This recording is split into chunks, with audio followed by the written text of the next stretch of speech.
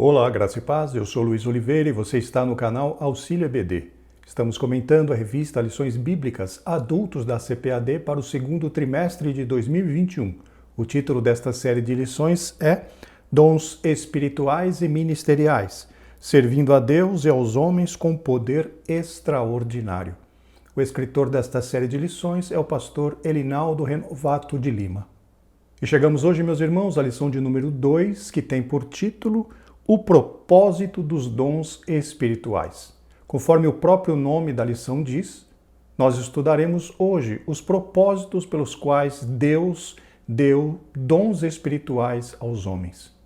Que possamos, através desta aula, através desta ministração, entender perfeitamente o motivo pelo qual Deus deu dons aos homens. O textuário da lição está na primeira carta de Paulo aos Coríntios, no capítulo 14, versículo 12, e nos diz: Assim também vós, como desejais dons espirituais, procurai sobejar neles para a edificação da igreja. Já a verdade prática nos ensina, os dons são recursos concedidos por Deus para fortalecer a igreja, para fortalecer e edificar a igreja espiritualmente. Para a leitura bíblica em classe, temos dois textos na primeira carta de Paulo aos Coríntios. O primeiro texto está ali no capítulo 12, versículos do 8 ao 11, e o segundo texto está ali no capítulo 13, versículos 1 e 2. Acompanhe a leitura, por favor. Primeira aos Coríntios, capítulo 12. Porque a um pelo Espírito é dada a palavra da sabedoria, e a outro pelo mesmo Espírito a palavra da ciência, e a outro pelo mesmo Espírito a fé, e a outro pelo mesmo Espírito os dons de curar, e a outro a operação de maravilhas, e a outro a profecia, e a outro o dom de discernir os espíritos, e a outro a variedade de línguas, e a outro a interpretação das línguas. Mas um só e o mesmo Espírito opera todas estas coisas, repartindo particularmente a cada um como quer. Agora o segundo texto, 1 aos Coríntios 13.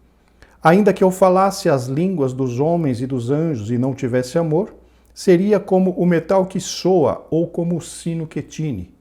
E ainda que tivesse o dom de profecia e conhecesse todos os mistérios e toda a ciência, e ainda que tivesse toda a fé, de maneira tal que transportasse os montes e não tivesse amor, nada seria.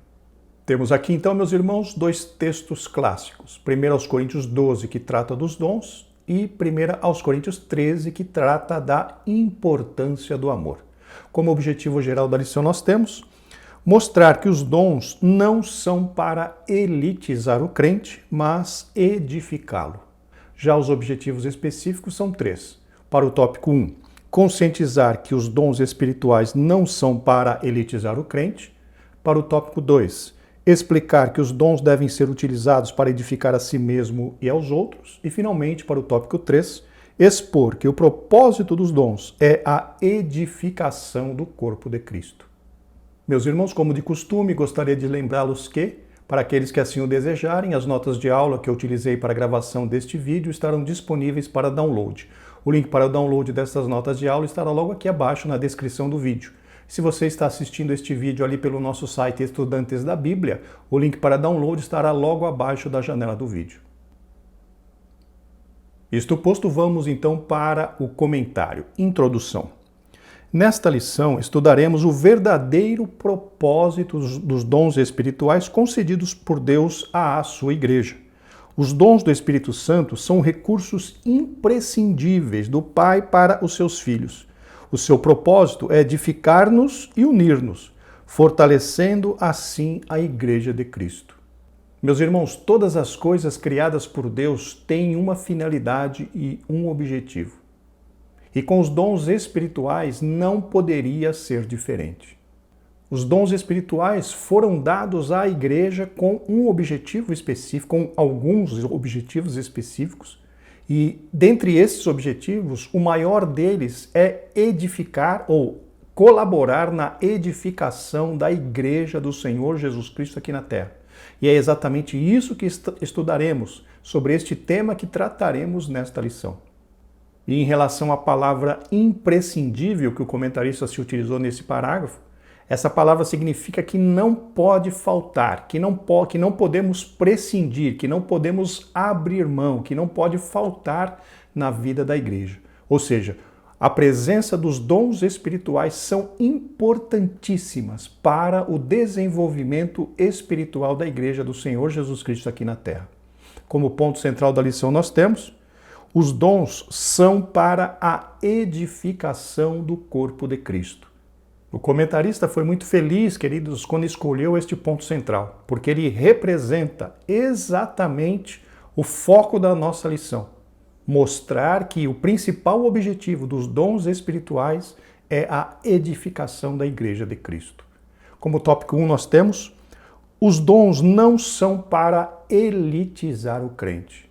Subtópico 1, a Igreja Coríntia. A igreja em Corinto localizava-se numa cidade comercial e próxima do mar, sendo uma das mais importantes do Império Romano. Corinto era uma cidade economicamente rica, porém marcada pelo culto idolátrico. Meus irmãos, a posição geográfica privilegiada que a cidade de Corinto ocupava favorecia grandemente tudo o que estava relacionado ao comércio, aos esportes, à cultura e às religiões pagãs. Por religiões pagãs, podemos entender aquelas religiões que adoravam outros deuses que não o nosso Deus Todo-Poderoso. E por conta da grande multidão de pessoas que passavam pela cidade de Corinto, muitos templos religiosos, muitas religiões pagãs eram praticadas ali naquela cidade. E dentre as entidades pagãs mais famosas que havia ali em Corinto, podemos citar, por exemplo, Afrodite, que era a chamada deusa da beleza, do amor e da sexualidade. Durante a segunda viagem missionária de Paulo, a igreja recebeu a visita do apóstolo.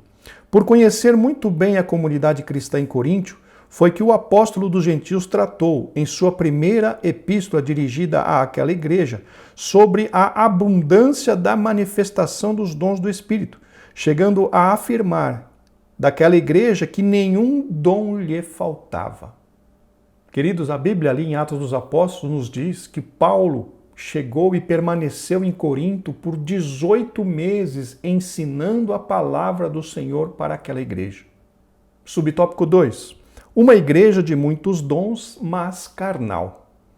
Os dons do Espírito concedidos por Deus à igreja de Corinto tinham por finalidade prepará-la e santificá-la para o serviço do Evangelho, a proclamação da palavra de Deus naquela cidade. Notem, meus irmãos, que Deus, no seu zelo pela igreja, permitiu que os 9 dons do Espírito Santo se manifestassem ali, no meio daqueles crentes. Porém, conforme o objetivo desta lição, por que é que os dons espirituais, ou qual o objetivo que os dons espirituais são ministrados? Vamos ver o que está ali na primeira carta aos Coríntios, capítulo 12, versículo 7. Mas a manifestação do Espírito é dada a cada um para o que for útil. Então, nessa questão de nós explicarmos os objetivos pelos quais os dons do Espírito Santo são dados à igreja, o primeiro ponto que nós devemos nos apoiar é este. Por que os dons do Espírito Santo são ministrados, são dados à igreja? Aqui, Paulo diz, para o que for útil. Mas como assim para o que for útil? Vamos ler outro texto. Na realidade, vamos reler o textuário desta lição, que está ali em 1 Coríntios 12, 14, mas agora vamos ler na nova versão transformadora. Assim também vós, como desejais dons espirituais, procurai sobejar neles, ou seja, ter muitos, ter vários, para a edificação da igreja. Então vejam, queridos, nós já citamos isso já no começo da lição, que o objetivo principal dos dons espirituais é edificar a igreja ou ajudar na edificação da igreja. E aqui Paulo, em 1 Coríntios 12, 7, diz que a manifestação do Espírito é dada para o que for útil. Lembra que eu mencionei logo no começo da lição de que tudo aquilo que Deus faz tem sempre um objetivo? E com os dons espirituais não seria diferente? Aqui está a explicação. A manifestação do Espírito Santo é dada à igreja porque ela tem uma utilidade, que é exatamente ajudar na edificação do corpo de Cristo. E os crentes ali de Corinto receberam, pela misericórdia e pela graça de Deus, queridos, receberam a manifestação dos 9 dons no meio deles. Porém, como nós veremos a seguir, eles não aproveitaram essa oportunidade. Todavia, além de aquela igreja não usar corretamente os dons que recebera do Pai, tinha em seu meio divisões, inveja, imoralidade sexual, etc. Vejam, queridos, que Deus fez a parte dele, permitindo que o Espírito Santo descesse sobre aquela igreja e se manifestasse através dos 9 dons. Porém, a igreja não aproveitou a sua oportunidade, não aproveitou essa grande bênção que Deus havia dado a ela. E isso, queridos, nos ensina uma grande lição, de que Deus sempre faz a parte dele nos acordos. Tudo aquilo que depende de Deus, queridos, nós podemos ter certeza que Deus vai realizar. O problema é o que depende de nós. O que depende de nós precisa ser realizado para que nós alcancemos aquela posição que Deus tem planejada para nós. Deus não nos dá tudo de mão beijada, de forma que nós não precisemos fazer nada, não. Deus nos mune, Deus nos dá, Deus coloca em nossas mãos, queridos, ferramentas. E nós precisamos nos utilizar dessas ferramentas para trabalhar para o Senhor. Os dons espirituais, eles são ferramentas de Deus, que Deus nos usa para edificar a sua igreja. Notem, queridos, então, que há uma responsabilidade humana em todo este trabalho. Os coríntios receberam os 9 dons. O poder do Senhor se manifestava no meio da igreja. Porém, eles não fizeram a sua parte. Não deixaram que estes dons trabalhassem para que eles chegassem à sua maturidade espiritual. E este foi um dos grandes erros da igreja em Corinto. Existe um outro ponto importante a ser mencionado, queridos. A manifestação de dons espirituais não garante maturidade e não garante espiritualidade sadia e madura para alguém. Esse texto de Corinto, desse livro de 1 Coríntios, nos fala isso claramente.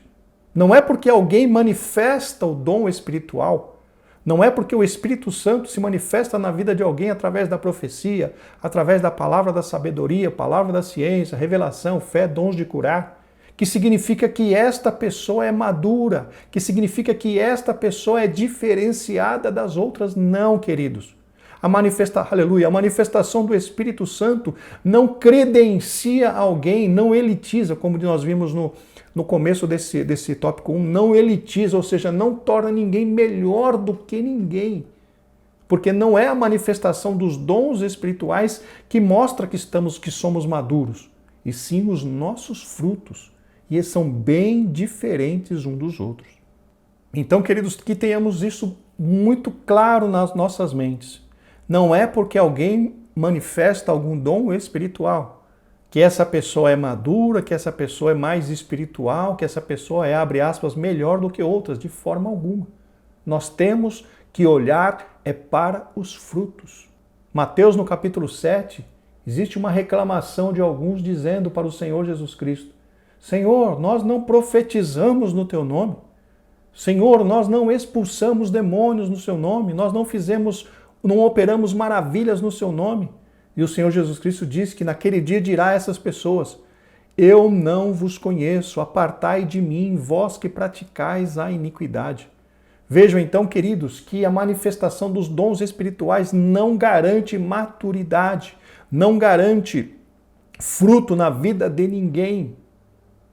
O que garante que somos maduros, o que garante que somos verdadeiramente espirituais, são os frutos que nós mostramos, são os frutos que nós damos. Então, queridos, tiremos os olhos dos dons espirituais na vida das pessoas e olhemos para os frutos, para que possamos realmente conhecer cada um daqueles que estão ao nosso redor. Como pode uma igreja evidentemente cristã ser ao mesmo tempo carnal e imoral?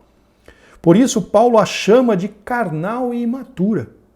Com este relato, aprendemos que as manifestações espirituais na igreja local não são propriamente indicadoras de seriedade, espiritualidade e santidade, como eu acabei de mencionar. Uma igreja onde predominam a inveja, contenda e dissensões, nem de longe pode ser chamada de espiritual e sim de carnal. Não é, irmãos, o que eu acabei de mencionar? Tiremos os olhos dos dons, ou seja, de considerar alguém pelos dons espirituais que ele manifesta, e sim olhemos para os frutos. Os frutos é quem nos dirão quem são estas pessoas. Subtópico 3, dom não é sinal de superioridade espiritual. Muitos creem erroneamente que os irmãos agraciados com dons da parte de Deus são, por isso, mais espirituais do que os outros.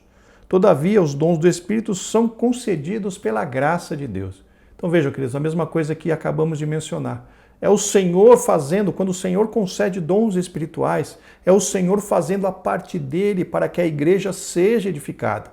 Cabe a nós, aqueles que recebemos estes dons, deixarmos-nos ser trabalhados pelo Espírito Santo, sermos usados pelo Espírito Santo na edificação da igreja e não para autopromoção. O que é autopromoção? A pessoa usar os dons do Espírito Santo para se vangloriar, para crescer, para ser reconhecido por outras pessoas. Queridos, dons espirituais não é para nos elitizar, não é para nos tornar, abre aspas, melhores do que ninguém. São ferramentas de trabalho que Deus disponibilizou para a sua igreja. Por ser resultado da graça divina, não recebemos tais dons por méritos próprios, mas pela bondade e misericórdia de Deus. Conforme mencionamos, queridos, quem distribui os dons espirituais é o Espírito Santo para aquilo que for útil. E é ele que faz como ele quer. O Espírito Santo é quem distribui como ele quer. Tudo bem que Paulo disse que nós devemos também buscar estes dons. Buscar para que o Espírito Santo nos use através dos dons espirituais. Mas é ele quem é soberano, é ele quem distribui como quer. Vamos ler o que está escrito ali em 1 Coríntios 12, versículos 11, na Almeida Revista e Corrigida. Mas um só e o mesmo Espírito opera todas estas coisas, repartindo particularmente a cada um como quer. É ele quem decide se você e eu vamos profetizar, se você e eu vamos interpretar línguas estranhas, se você e eu teremos dons de operação de maravilhas. É ele quem decide. Nós podemos buscar, mas a decisão de conceder ou não está inteiramente nas mãos do Espírito Santo.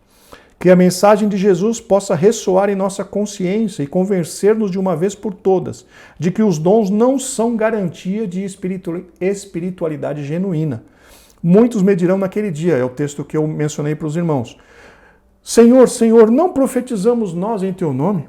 E em Teu nome não expulsamos demônios? Em Teu nome não fizemos muitas maravilhas? E eu lhes direi abertamente: nunca vos conheci. Apartai-vos de mim, vós que praticais a iniquidade. Conforme nós mencionamos. Queridos, que isso fique muito claro para todos nós.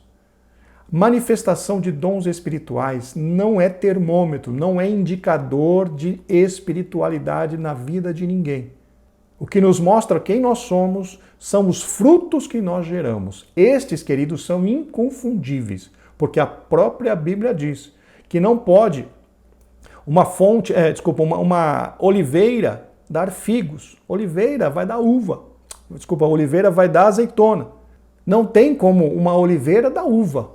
Então, nós só geramos frutos de acordo com aquilo que nós somos. E são os frutos quem mostram para as pessoas quem realmente cada um de nós é. Chegamos ao tópico 2, edificando a si mesmo e aos outros. Subtópico 1, edificando a si mesmo.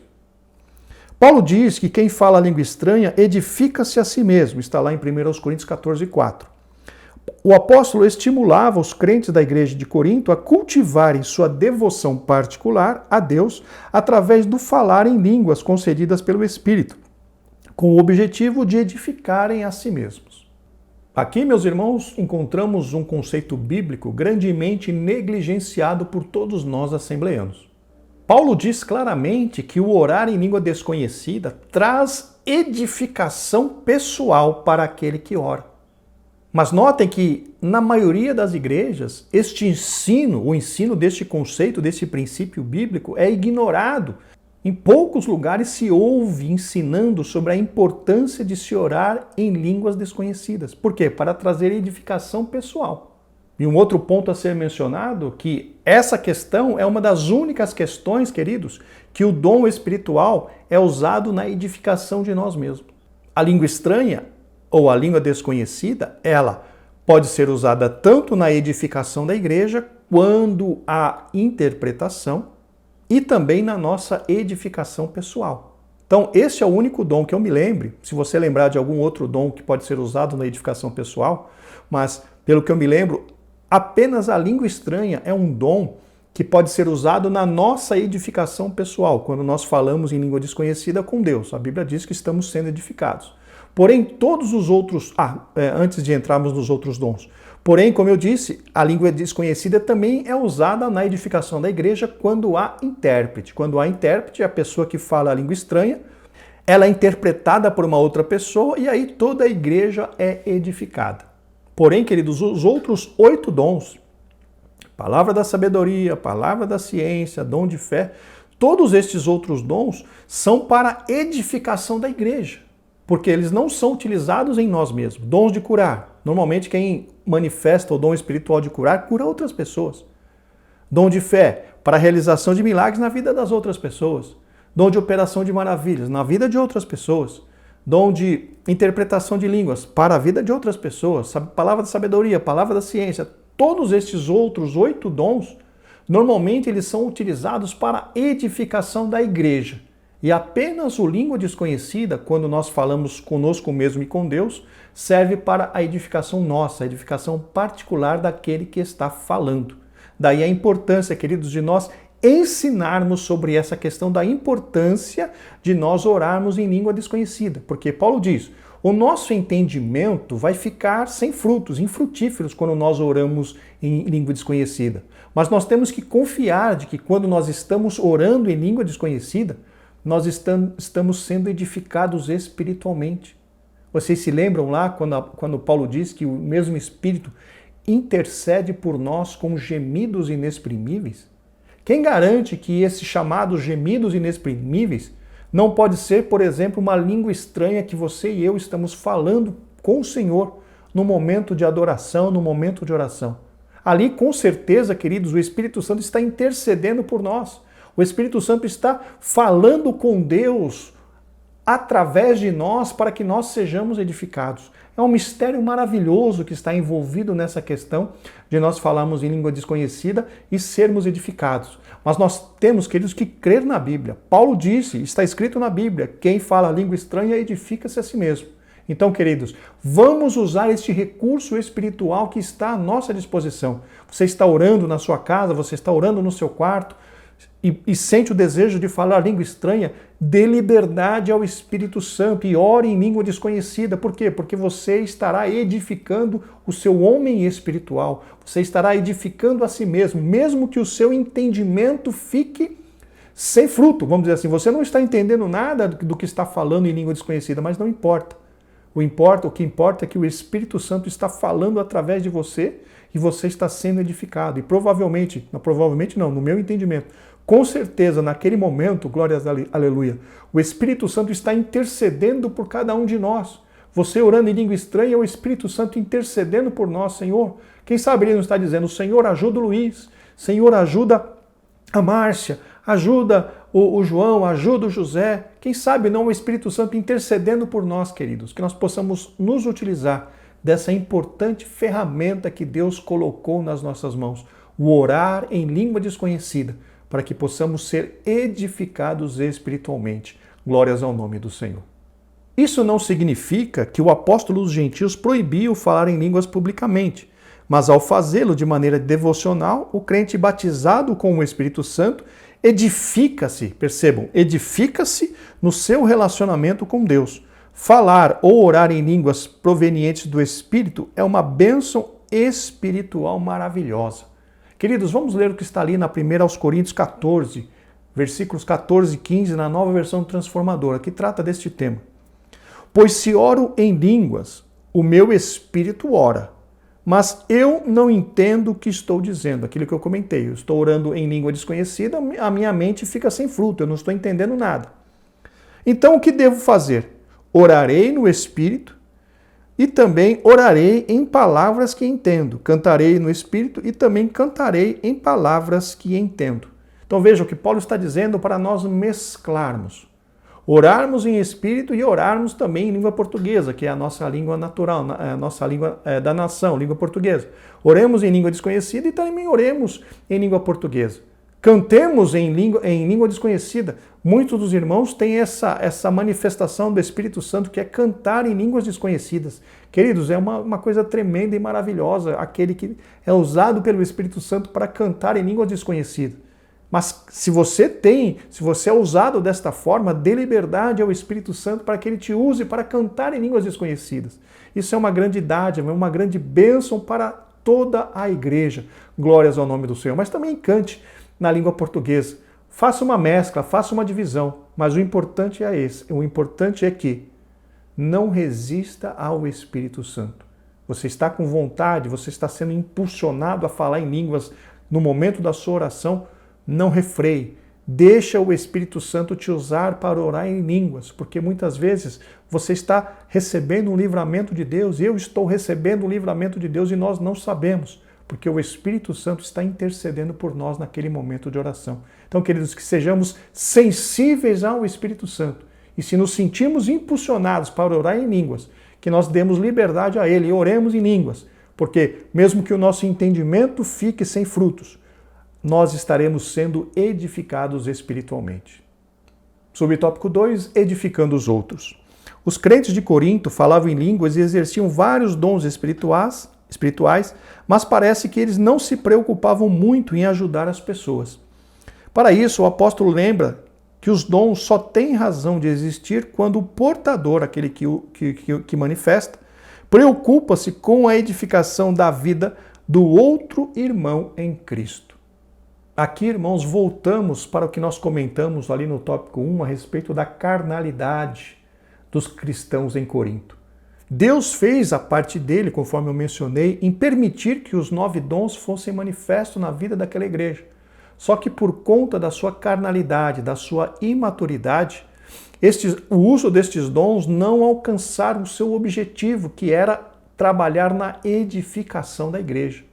Nós vemos em toda a primeira carta de Paulo aos Coríntios um tom de repreensão do apóstolo em cima das coisas que estavam acontecendo dentro daquela igreja, mesmo se manifestando os 9 dons espirituais. Isso, queridos, aponta tão somente para uma igreja carnal e imatura. Vamos ler o que Paulo escreveu ali na sua primeira carta aos Coríntios, capítulo 3, versículos 1 e 3, na Almeida Revista e Corrigida. 1 e 3, não 1, 2 e 3. 1 e 3. E eu, irmãos, não vos pude falar como a espirituais, mas como a carnais, percebam, como a meninos em Cristo, porque ainda sois carnais, pois, havendo entre vós inveja, contendas e dissensões, não sois porventura carnais e não andais segundo os homens? Vejam, meus irmãos, que Paulo cita 3 características de uma igreja carnal, onde há inveja, onde há contenda e onde há dissensão. E os cristãos em Corinto, infelizmente, eram carnais, eram meninos, eram imaturos na fé, e por isso a manifestação dos 9 dons não surtiu tanto efeito na vida deles, porque eles não se permitiram deixar trabalhar pelo Espírito Santo e crescer através da manifestação daqueles dons. Então vejam, queridos, a importância da questão da maturidade. A importância da questão de nós entendermos o que estamos fazendo no Evangelho. Nada do que é colocado nas nossas mãos é para nós mesmos. Nós podemos até usufruir de alguma parte, mas tudo que recebemos de Deus é para nós aplicarmos na vida das pessoas. Todos os dons, sejam ministeriais, sejam espirituais, sejam dom de serviço, a maioria absoluta desses dons, queridos, são dons para ser aplicado na vida dos outros.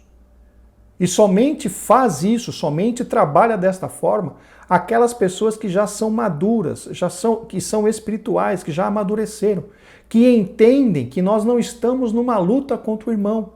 Nós não estamos numa disputa, quem é o melhor, quem recebe mais, quem tem mais valor. Vocês lembram daquela discussão dos discípulos ali perto de Jesus? Eles ficavam discutindo entre si quem era o maior entre eles. Queridos, isso aí nada mais é do que demonstração de imaturidade, demonstração de carnalidade. Nós não temos que ficar nos medindo com ninguém. Nós não temos que ficar disputando com ninguém. Tudo aquilo que nós recebemos de Deus, todos os três tipos de dons, dons ministeriais, dons espirituais, dons de serviço, todos esses dons são usados, devem ser usados para ajudar outras pessoas. E isso somente acontece quando nós atingimos uma situação de maturidade e espiritualidade, quando nós entendemos que nós fomos salvos para servir, nós fomos salvos para ajudar outras pessoas e não para ficar acumulando tudo para nós. Nós não fomos salvos para sermos servidos, nós fomos salvos para servir. E é isso que Cristo nos deixou o exemplo. Ele não veio para ser servido, ele mesmo diz, ele não veio para ser servido, mas ele veio para servir e dar a vida em resgate de muitos. Que nós possamos, queridos, amadurecer nesse sentido e paremos de nos comparar com quem quer que seja, paremos de tentar ser melhor do que outras pessoas, que nós possamos fazer com fidelidade aquilo que Deus tem colocado nas nossas mãos, porque nós seremos julgados, queridos, pela fidelidade no nosso trabalho, por aquilo que nós fizermos para o Senhor com amor, com alegria e com dedicação. É por isso, nesses quesitos que nós seremos julgados. Não nos comparemos com ninguém. A Bíblia não nos autoriza a nos compararmos com ninguém, porque cada um de nós recebeu uma atribuição específica do Senhor. E cada um de nós tem a responsabilidade de realizar a obra que Deus colocou nas nossas mãos aqui nesta terra. Não devemos nos preocupar com a obra que Deus colocou na mão do outro ou da outra, não. Devemos nos preocupar com a obra que Deus colocou nas nossas mãos, porque nós seremos cobrados, queridos, desta obra que Deus colocou nas nossas mãos. Então que nós possamos amadurecer e entender que tudo aquilo que Deus tem investido nas nossas vidas é para nós usarmos para edificarmos a vida de outros, para nós usarmos para ajudar outros crentes a também a crescer, a também a se desenvolver, porque para isso é que Deus dá os dons à sua igreja, para que eles sejam usados na edificação do corpo de Cristo. Glórias ao nome do Senhor. Em lugar de buscarmos a prosperidade material, como se pudéssemos barganhar com Deus usando dinheiro em troca de bênção, busquemos os dons espirituais. Agindo assim, edificaremos a nós mesmos e também aos outros. Conforme eu mencionei, queridos, Paulo nos exorta a que nós busquemos os dons espirituais, principalmente o de profetizar.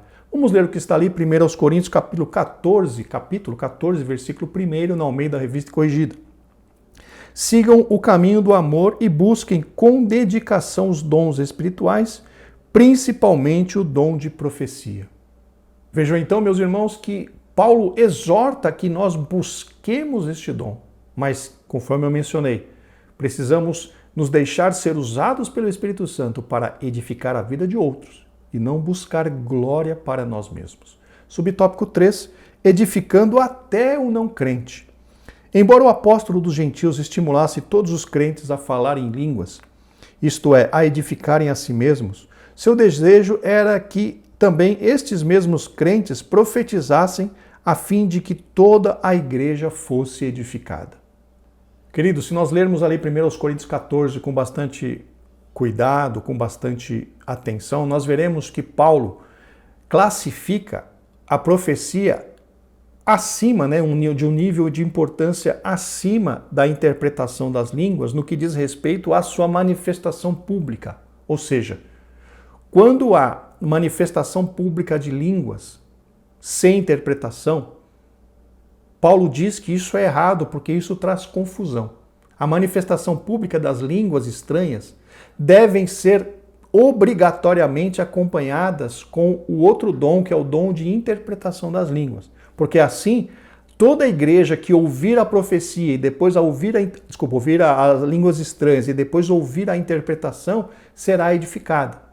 Porém, Paulo diz, quando não há interpretação, o crente precisa ficar calado e falar consigo mesmo e com Deus. E daí então que ele coloca a profecia num nível superior à questão de falar línguas desconhecidas, porque na profecia não precisa de interpretação. Normalmente a pessoa traz a profecia na própria língua, no nosso caso, na língua portuguesa. Então, nesse comparativo, Paulo acaba colocando a profecia num nível superior à língua estranha, quando não há interpretação. E a própria Bíblia diz, a menos que haja interpretação. Quando há língua estranha com interpretação, está no mesmo nível da profecia. Mas, para evitar, por exemplo, confusão, Paulo diz, olha, procure profetizar. Procure profetizar, por quê? Porque o falar em língua estranha só é válido se tiver interpretação. Vamos ler esse texto, está ali em 1 Coríntios, capítulo 14, versículo 27 e 28, na Almeida Revista Corrigida. E se alguém falar língua estranha, faça-se isso por 2, ou quando muito 3, e por sua vez haja intérprete, ou seja, essas línguas estranhas precisam ser interpretadas. Mas se não houver intérprete, esteja calado na igreja, ou seja, a pessoa não pode se levantar para falar em língua estranha se não tiver intérprete, a pessoa pode falar consigo mesmo e com Deus, mas nunca direcionado à igreja. Por quê? Porque não há intérprete, se não há intérprete, não trará edificação para a igreja. Entendam isso. Continuando. E fale consigo mesmo e com Deus. Então vejam, existe intérprete de língua, existe alguém que manifeste o dom de interpretação de línguas na igreja? Há pessoas que falam em línguas, têm a liberdade de se permitir falar em língua mais alta para a igreja para que Deus use a outra pessoa para interpretar. Se não há ninguém na igreja usado pelo Espírito Santo na interpretação das línguas, nós não podemos nos levantar e falar para a igreja em língua estranha. Isso causa confusão. E quando aqui o comentarista disse, né, que o desejo de Deus é que os visitantes, os gentios que estejam no culto sejam edificados justamente por uma palavra que se consiga entender. Então vejam que se alguém levanta na igreja, fala língua estranha sem interpretação, o descrente, o gentio, a pessoa que está ali que não está entendendo nada, vai achar que somos loucos. Porém, na profecia, sim. Quando Deus levanta alguém, o Espírito Santo usa alguém na profecia, se tiver alguém ali que não é cristão, a pessoa vai entender, opa, Deus está falando, Deus está no meio deste povo, principalmente se essa profecia que vier, segundo Paulo dizendo, segundo Paulo falou, para revelar os segredos do coração dessa pessoa que é descrente que está dentro da igreja. Aí a Bíblia fala, Paulo dizendo, né, que a pessoa vai reconhecer que Deus está ali no meio do povo. Então, queridos, vejam que há, por parte de Paulo, um cuidado em ensinar, um cuidado em incentivar, é que todos nós busquemos ser usados por Deus através do dom de profecia. Porque é um dom que, entre aspas, não tem erro. Pode ser manifesto em qualquer momento, porque traz palavras que estão escondidas, traz revelações dos segredos do coração das pessoas, e isso sempre edifica. Já em relação à língua estranha, precisa necessariamente haver intérprete para que a igreja seja edificada. Espero que tenha ficado claro para os irmãos. Continuando, o comentário da Bíblia de Estudo de Aplicação Pessoal diz sobre esse texto: embora o próprio Paulo falasse em línguas, enfatizava a profecia, porque essa edificava a igreja inteira, enquanto falar em línguas beneficiava principalmente o falante. Aqui, meus irmãos, é o que eu acabei de mencionar. Para que a língua estranha edificasse a igreja, precisa necessariamente ter intérprete. Caso não tenha, Paulo não autoriza nenhum de nós falar em língua estranha alto na igreja. Já a profecia, ela é sempre bem-vinda, desde, é claro, que seja uma profecia de Deus, seja algo vindo do coração do Todo-Poderoso. Se for uma profetada, não. É melhor os profetas que gostam de profetadas, é melhor ficarem calados, porque um dia serão cobrados por essas profetadas que não vieram diretamente do coração de Deus. Eles serão cobrados. Então, todos aqueles que são usados com palavra profética precisam ter bastante cautela para que tomarem cuidado, né, para que não profetizem do seu próprio coração, porque todas as palavras ministradas como profecia de Deus, sendo que não vier de Deus, serão cobradas pelo Deus Todo-Poderoso. Então, tenhamos bastante cuidado com isso. Em frente, queridos. Todos quanto vierem a frequentar nossas reuniões devem ser edificados, sejam crentes ou não. Por isso, não podemos escandalizar aqueles que não comungam a mesma fé que nós. Como estes compreenderão a mensagem do Evangelho se em uma reunião não entenderem o que está sendo falado? Isso, meus irmãos, é o que eu acabei de mencionar. Se É o que acontece muitas vezes em igrejas principalmente pequenas, sem instrução, onde são igrejas fervorosas, onde de repente levanta um lá e começa a falar língua estranha sem interpretação. Isso para o descrente não traz edificação nenhuma. Vamos ler o que está ali. 1 Coríntios 14, versículo 23, na Almeida Revista Corrigida.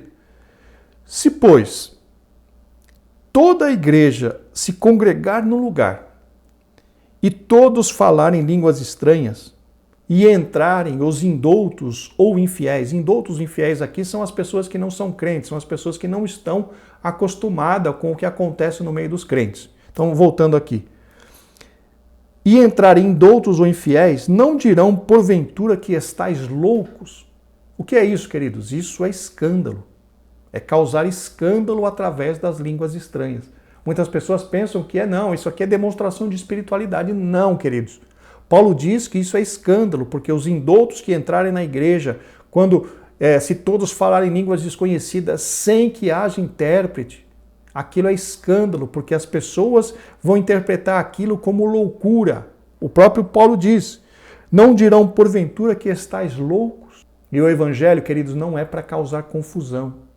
O evangelho é para instruir, para libertar e para trazer paz e direção à vida das pessoas, nunca confusão.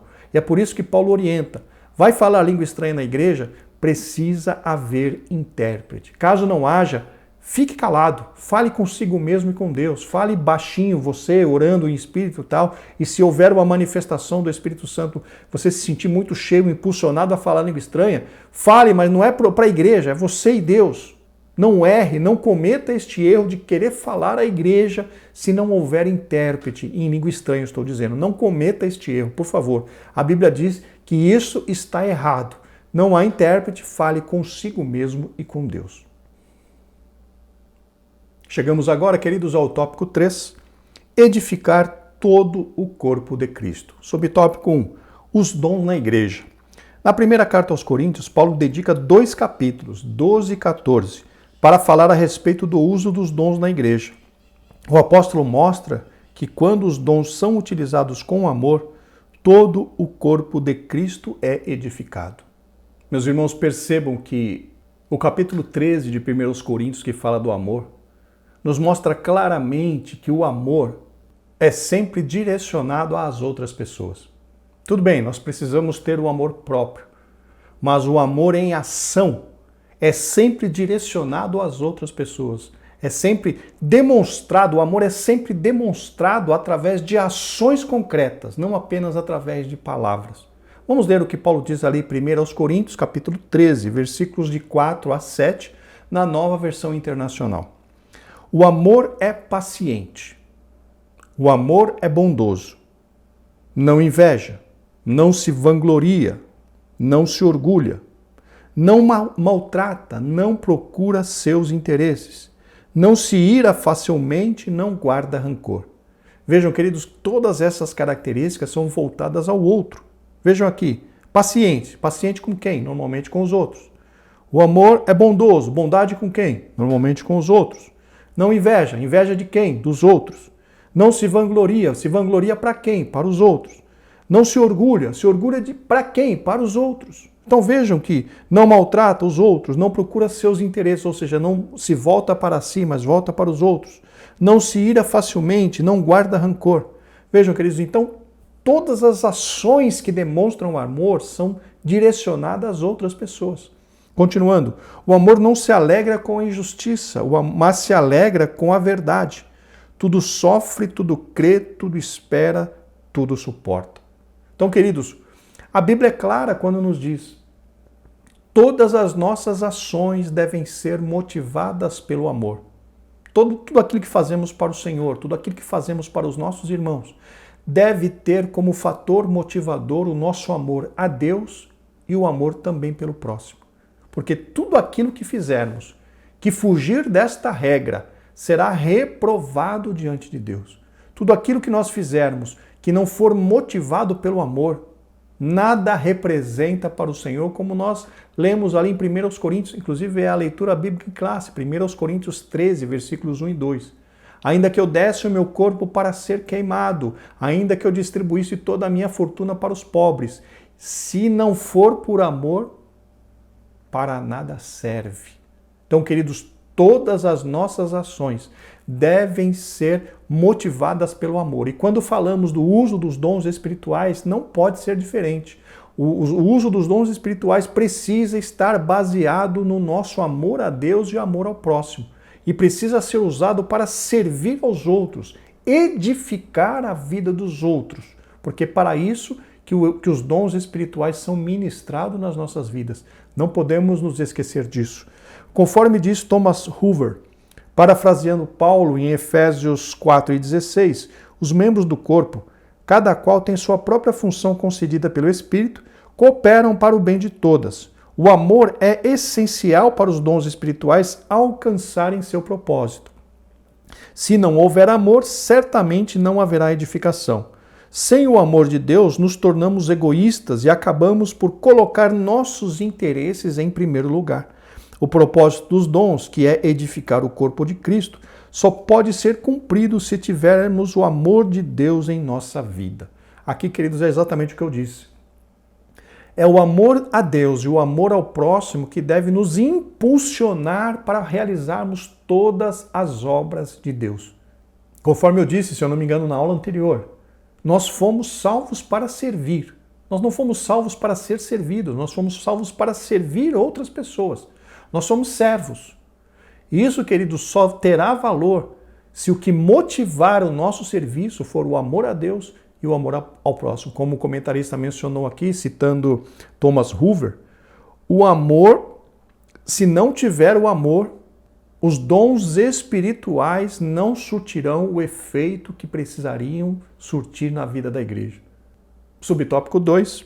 Os sábios arquitetos do corpo de Cristo.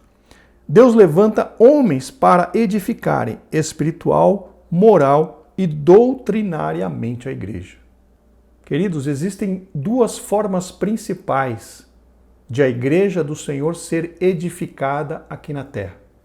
A primeira delas é através do ensino da palavra de Deus, e a segunda delas é através do exemplo de vida dos nossos líderes. O comentarista escreveu aqui, que Deus levanta homens para edificarem espiritual, moral e doutrinariamente a igreja. Quem são estes homens? São os líderes levantados dentro da igreja. E conforme eu falei, as duas formas principais é a ministração da palavra, o ensino da palavra e o exemplo de vida. Porque ensino da palavra sem exemplo de vida não surte efeito na vida dos ouvintes. Por quê? Porque aquele que ministra, aquele que ensina, aquele que prega, ele precisa demonstrar através da sua vida que ele está realmente cumprindo aquilo que ele está pregando. Caso contrário, queridos, a pregação não surte efeito. Então vejam que há uma responsabilidade grande sobre os ombros daqueles que são chamados para doutrinarem, para cuidarem, para trabalharem na edificação da igreja. Precisam dar exemplos com a sua própria vida, não simplesmente falar a palavra, mas falar e dar mostras na sua vida de que realmente aquela palavra transforma, de que aquela palavra muda, de que aquela palavra é o poder de Deus para a salvação de todo aquele que crê.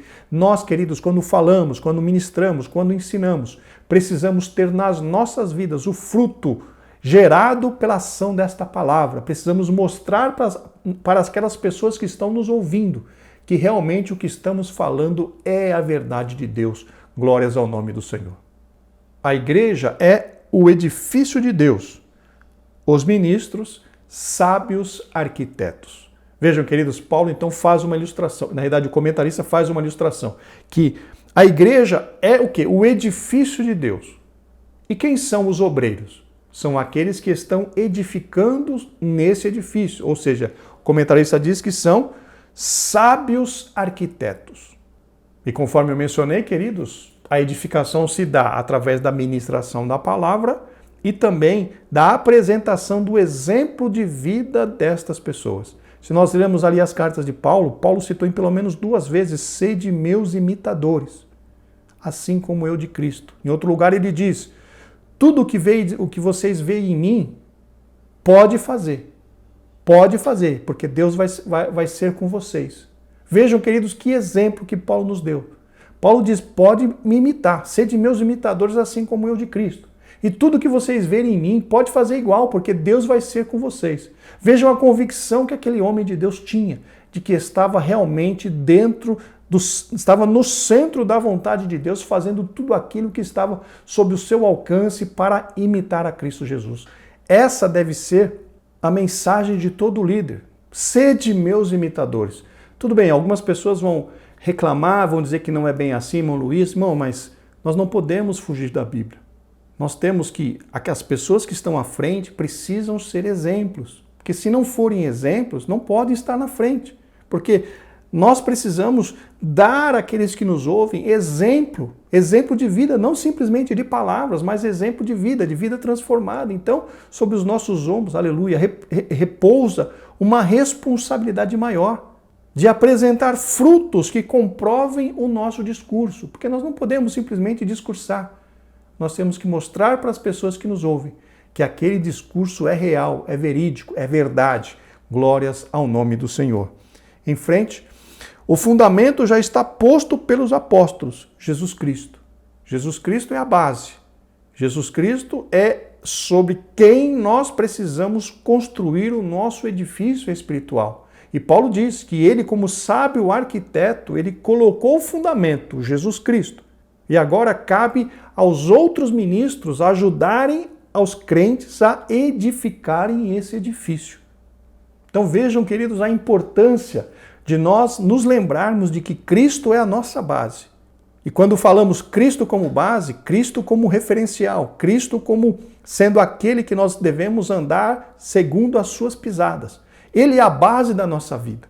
Ele é o nosso supremo alvo a ser atingido no que diz respeito à nossa caminhada. Nós precisamos nos tornar como Cristo. Nós precisamos seguir as pisadas de Cristo. Nós precisamos imitar a Cristo em todas as coisas. Ele é a base. Ele é o fundamento. Ele é a sustentação de toda a nossa vida espiritual. Sem Cristo, queridos, se nós quisermos fazer uma vida espiritual sem Cristo, sem que Cristo seja a base, o nosso edifício será destruído. Inclusive, Cristo, o Senhor Jesus Cristo, nos dá uma parábola a esse respeito, quando ele fala lá em Mateus, se não me engano, capítulo 7. Aquele que ouve as minhas palavras e a pratica é semelhante ao homem que construiu a sua casa sob a rocha. O que é a rocha, queridos? A rocha é Cristo Jesus. A rocha é o próprio Senhor Jesus Cristo, a pedra chamada pedra de esquina. Lembra-se lá, se eu não me engano, no Salmo 46, que tirou-me de um charco de lodo e colocou e firmou os meus pés sobre a rocha. Jesus Cristo, a rocha. Então, quando diz lá em Mateus 7 que aquele que ouve as palavras do Senhor e as pratica é semelhante àquele homem que construiu a sua casa sobre a rocha. Cristo está embaixo. Cristo é o que dá sustentação. Cristo é o que sustenta aquela casa. E todos aqueles que querem construir uma vida espiritual sem Cristo estarão construindo uma casa sobre areia e fatalmente esta casa cairá. Por isso aqui então que o comentarista diz que o fundamento, e Paulo dizendo, né, que ele como sábio arquiteto colocou o fundamento, Jesus Cristo, a rocha eterna. Ele mostrou qual que era a base de sustentação, a base onde nós deveríamos levantar o nosso edifício espiritual, Cristo Jesus. E a partir daí, querido, Cristo estando embaixo, Cristo sendo a base, Cristo sendo o fundamento, tudo tem a tendência de dar certo, tudo tem a tendência de crescer. Por quê? Porque nós estaremos crescendo e edificando sobre a rocha firme, Jesus Cristo, a principal pedra de esquina. Glórias ao nome do Senhor. Então, queridos, que tenhamos isso em mente. Cristo precisa ser a nossa base, o nosso fundamento, o nosso alicerce, a rocha firme sobre a qual nós edificamos o nosso edifício espiritual. Mas os ministros têm de tomar cuidado com as pedras assentadas sobre este alicerce, pois eles também tomam parte na edificação espiritual da Igreja de Cristo, segundo a mesma graça concedida aos apóstolos. Aqui, queridos, nesse parágrafo, o comentarista se refere a como é que nós estamos executando a obra de Deus.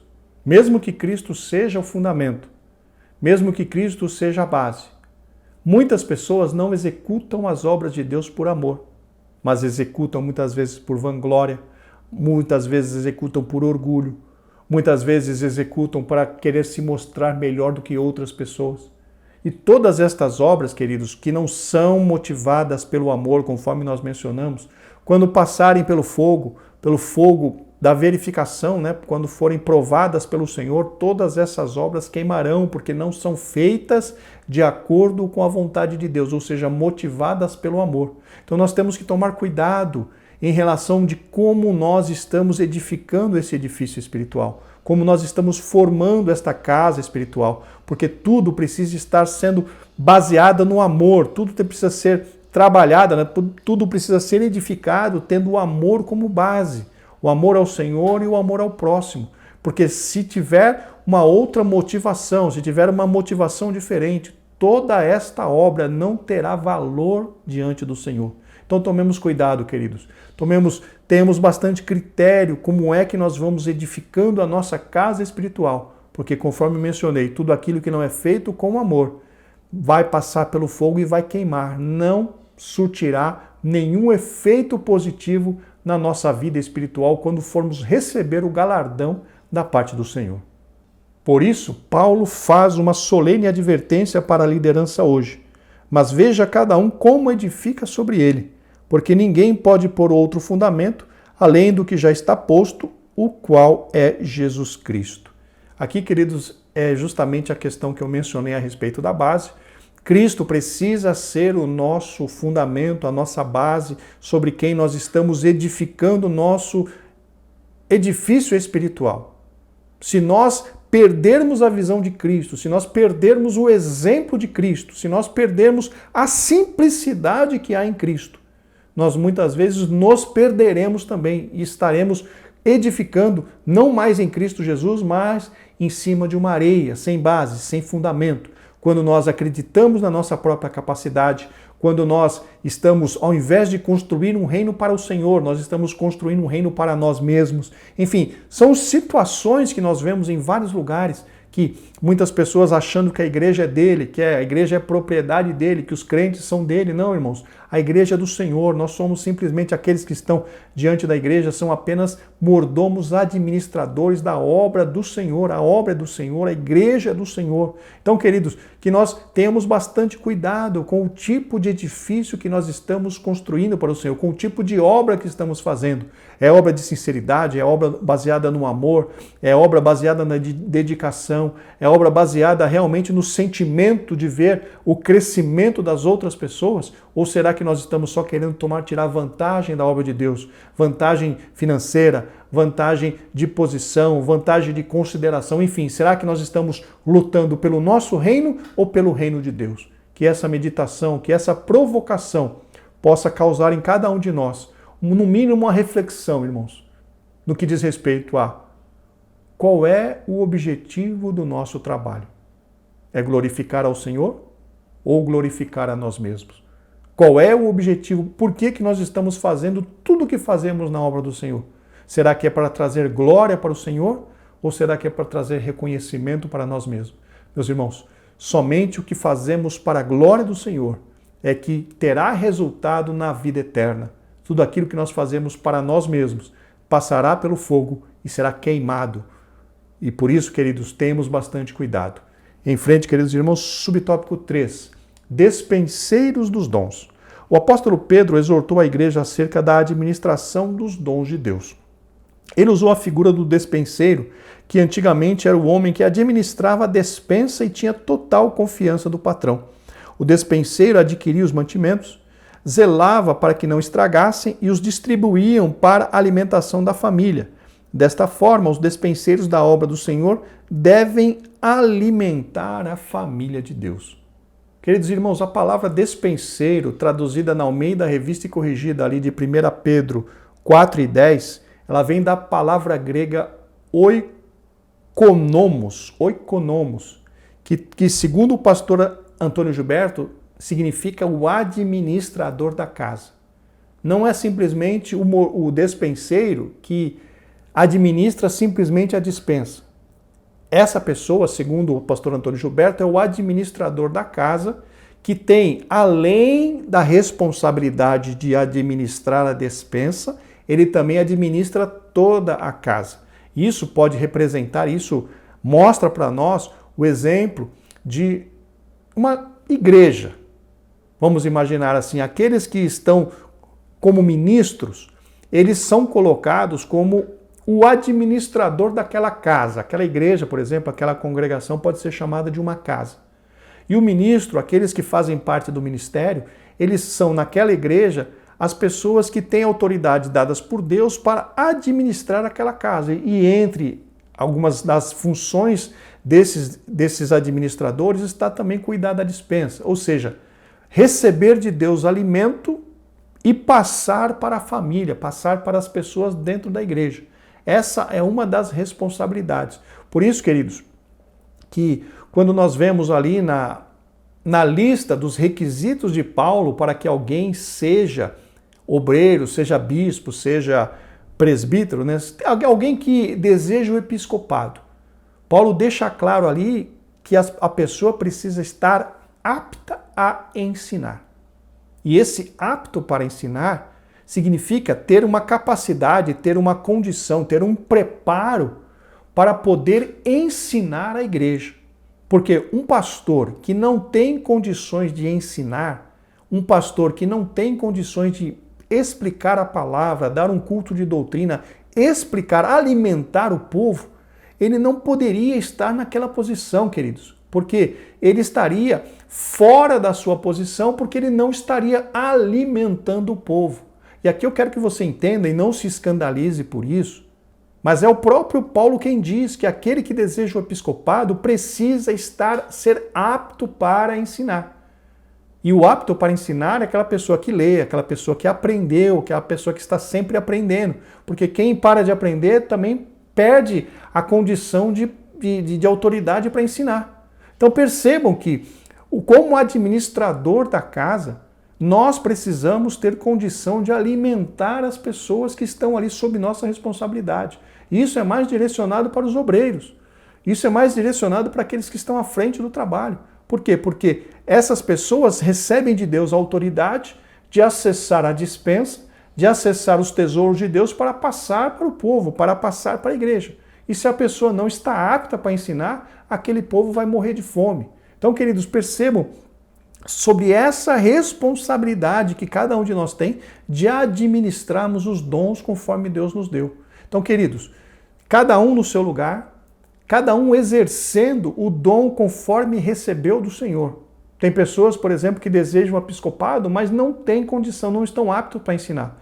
Então não estão preparados ainda para estarem na direção da igreja. Precisam se preparar até se tornarem aptos a ensinar. E todos nós, por exemplo, que temos outros dons, outras chamadas, precisamos exercer este dom, ou seja, agir, trabalhar com estes dons para ajudar as outras pessoas. E todos os dons, conforme eu mencionei para os irmãos, são dons de serviço. Nada é para nós. Tudo é para os outros. Tudo é para ser usado para a igreja, para a edificação dos outros. Então, queridos, nós como bons despenseiros, ou seja, Deus colocou sobre os nossos ombros uma responsabilidade através dos dons, através dos talentos.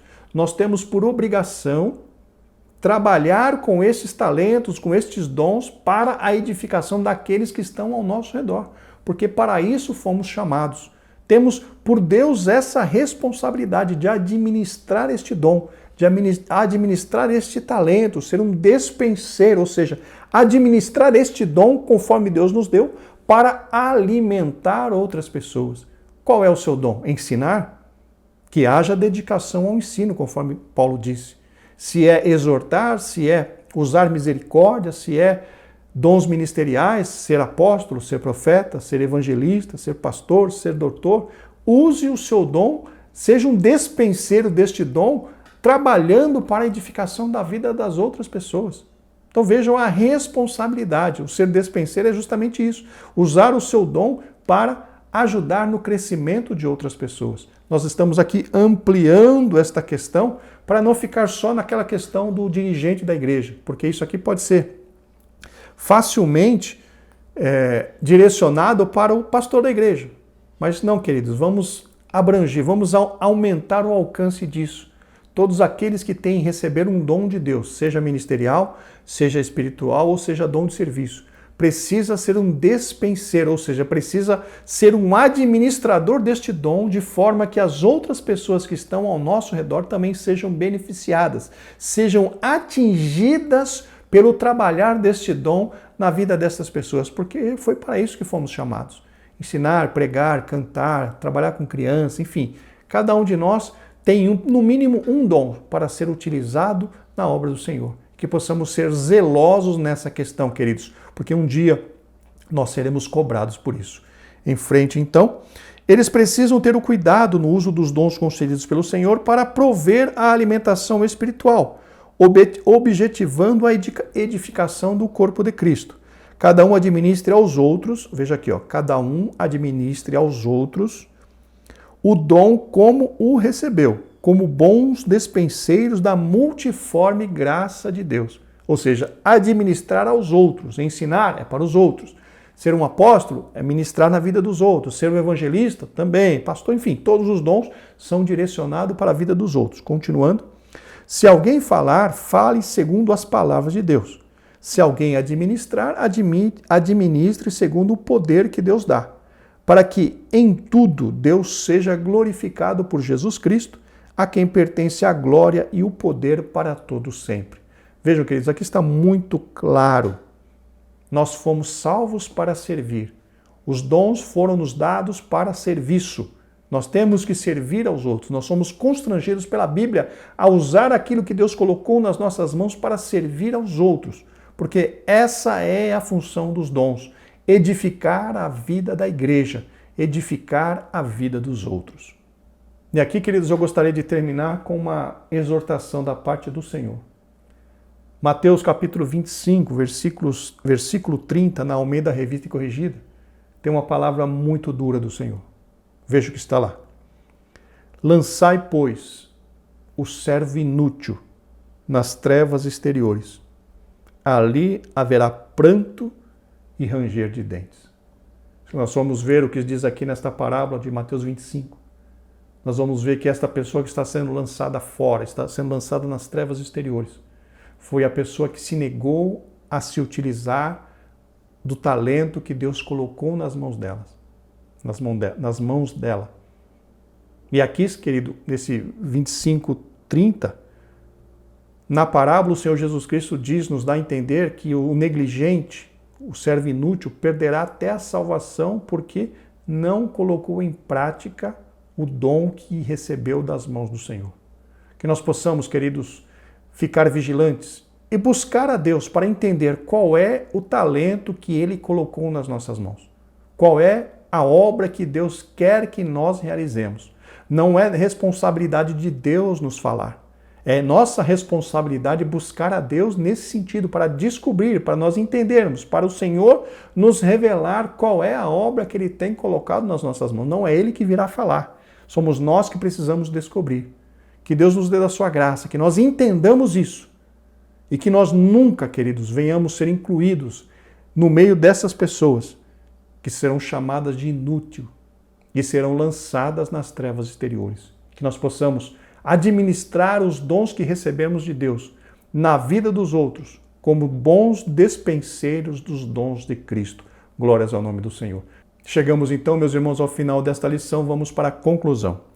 A Igreja de Jesus Cristo tem uma missão a cumprir: proclamar o Evangelho em um mundo hostil às verdades de Cristo e descrente de Deus. Diante dessa tão sublime tarefa, a Igreja necessita do poder divino. Vejam, os dons espirituais são um arsenal à disposição do corpo de Cristo para o cumprimento eficaz de sua missão na terra. Como já foi dito, o propósito dos dons é edificar toda a igreja, todo o corpo de Cristo para ser abençoado, exortado e consolado. Por isso, nunca devemos usar os santos dons de Deus em benefício particular, como se fosse algo exclusivo de certas pessoas. Somos chamados a servir à igreja do Senhor e não a utilizar os dons de Deus para nós mesmos. Não preciso nem, irmãos, falar mais nada porque está muito claro. Dons são para servir os outros. Que Deus nos dê da sua graça. Muito obrigado pela sua presença, pela sua companhia até aqui, pela sua oração e pelo seu apoio. Que o nosso Deus venha a recompensar a cada um dos irmãos de uma forma abundante. Semana que vem, se Deus quiser, estaremos de volta para ministrar, para comentar a lição de número 3. Graça e paz, que Deus vos abençoe.